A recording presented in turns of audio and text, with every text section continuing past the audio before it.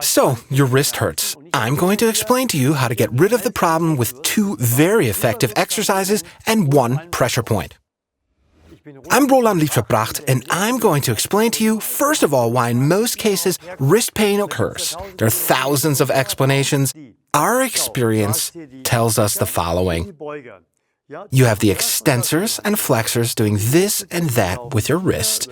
These groups of muscles run down along your arm here, across your wrist to the other side.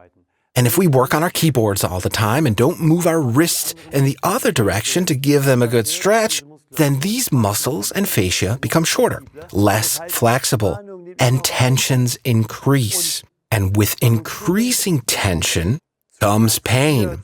Pain here, cramps there, and pain here in your wrist, rhosis, cramps here, tennis elbow. Those are the painful consequences. And wrist pain is somewhere in between. If we release the excessive tensions here, you liberate your wrist and the pain disappears, even if you have arthrosis in there. In most cases, at least. I'm going to explain the exercise to you, and Ina is going to demonstrate.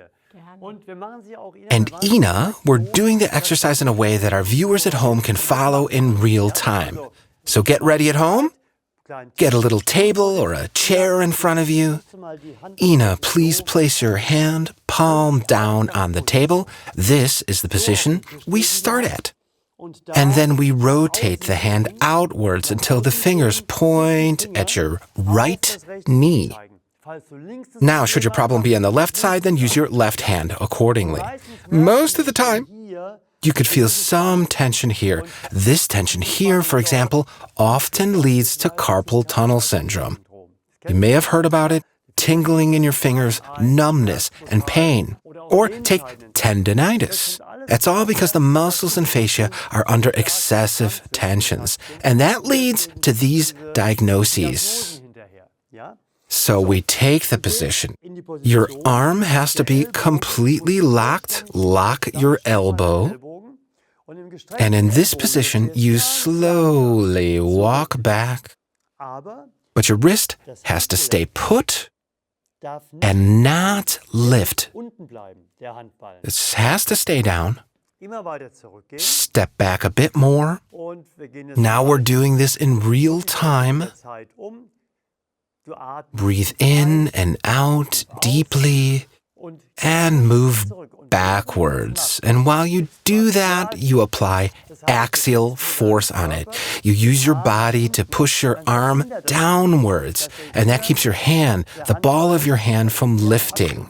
And then you'll notice that the tension is letting up as the tissue yields. And that's what we want. We want to stretch long what has been restricted and shortened. Pain therapy can be that simple, in most cases anyways. Whatever has become too short, where tension is excessive, we stretch it. And we step back a bit more. And now, let's set the intensity. Most people stop stretching as soon as the pain sets in. That's the rule. If the pain starts, you stop. No. Don't do that. If it starts to hurt, then you're getting slowly into the zone where the effect is the greatest. It has to markedly hurt, But don't shoot over the threshold where you can't take it anymore. You have to find this threshold. That's your job. If you want to work effectively on your body, your wrist. So we're almost done, maybe increase it a bit, and then we slowly leave the position. Move your hand around. That's a bit hard at first, it might hurt. Ina. Yes, it feels stiff at first, but it becomes more flexible rather fast, and after that, it feels great. That's the after effect, and now we're going to do the same for the opposite side. Because now we're going to deal with the extensors. And we start in a similar way. Ina, please place the back of your hand on this table. And now you rotate it, not outside, but inside. Okay. And now we make a fist. Fingers go in and the thumb is on top. Not that easy. And now take your other hand and hold it together. Use your other hand. Great. As you can see, the back of your hand is on the table. If it's too hard, slide something underneath, something soft, a pot holder, they're kind of thick. And then you lock your arm completely. And now, with your locked arm, move your shoulder backwards. And this angle gets smaller. You could feel it, Ina? Very much. Very much is good because if an exercise stretches very much, you know that it's too short here and that stretching it long makes the situation better. And now we're going to gradually work our way into this stretch. Use your breathing. Breathe in. Stay where you are, and on your exhale, try to increase the stretch. But be careful to stay under that threshold where you can still manage and take the pain. Just barely. It's still comfort pain. No clenching your teeth or making a painful face or your body tensing up. That's too much. You have to stay relaxed when the pain comes. It hurts, yes, markedly so. But I know why I do it, and I'm going to feel better afterwards. That's the point you have to work on. And increase the stretch very slowly. And your elbow should be completely locked during all of this. Breathe nice and easy. Do you have a tip for our viewers, Ina? Well, you've explained it so well. There's nothing I could add. Okay, great. Increase the stretch and then slowly leave the position. By the way, if you click on the link below, it'll take you to a self-help book that you can download. It contains explanations and exercises. Make good use of it. It's a service we offer. And at the end, we're going to show you a point you could press on that, in most cases, brings some relief for your wrist pain. So we're going to stay like this.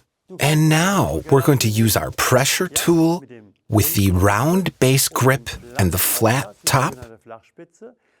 Now, if you don't have a pressure tool, you just take a wine cork.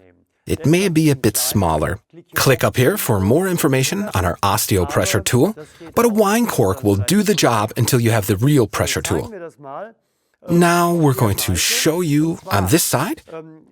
Ina, take the tool. Oops, sorry, too early. Take your arm and feel with your thumb for the little bone on the inside. Can you feel it? Yes. Here on the inside. Reach around like that. Go slow, Ina. There it is. Feel its exact position, and you at home, do the same. Try to find this little bone on the inside of your elbow. And when you found it, you take the pressure tool into your other hand, and then you put the flat tip right on that point. And now it would be better if you didn't need to hold your arm, or could rest it on the table. Rotate it outward a bit, so it's easy to press. And now you'll notice that where the tip touches, there's one point that hurts the most. And that's the point you need to stay on. And just stay on there, stay calm. Where it hurts the most, try to feel it. And you'll notice how the pressure sensitivity lets up. Can you feel it, Ina? If it lets up, press harder on it. Always watch the threshold where you could still take the pain. This rule also applies with osteopressure. Do that for 1.5, 2 minutes, And the effect is that via specific receptors and nerves, you send information to your brain that then dials down the tension in exactly that muscle. And that's a minute effect that amazes a lot of people. And you could do this by yourself. You could do that before and after the exercises, or in cases where you can't do the exercises, you just do that, and you'll see how great it works. If you click up here, you'll find an educational video for carpal tunnel syndrome. Check it out. And we'll see you soon. See you soon.